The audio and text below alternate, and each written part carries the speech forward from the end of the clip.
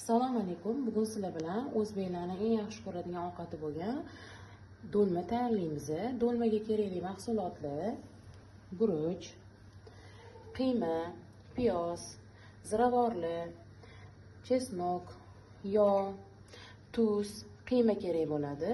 Hamma mahsulotlarimizni idishimizga solib olamiz. Mana endi qiymamizni aralashtirib olaman. Mana qiymamizni aralashtirib oldik. Endi hamma biladigan uslubda tugib olamiz. Bugun biz topga boshqacha uslubda dimlaymiz. Boshqacha uslub deganimda qaymoqga dimlaymiz tokimizni. Shunaqa sovuchli bo'lib, zo'r bo'lib chiqadi. Mana do'lmamizni o'rib oldik. Qolganlarini ham xuddi shu shaklda o'rab olamiz. Mana endi toklarimizni qozonimizga terib olamiz. Qozonga birinchi ozgina yog' solib, ustidan kartoshkalarimizni terib oldik.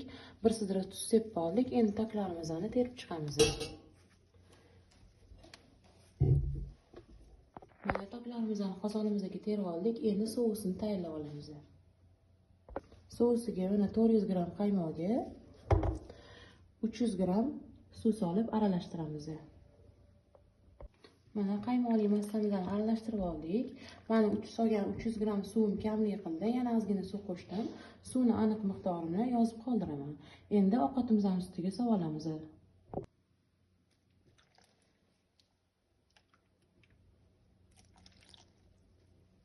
Mana qaymoqli suvimizni ovqatimizni ko'mar-ko'mmas qilib solib oldik. Endi buni gazga qo'yamiz.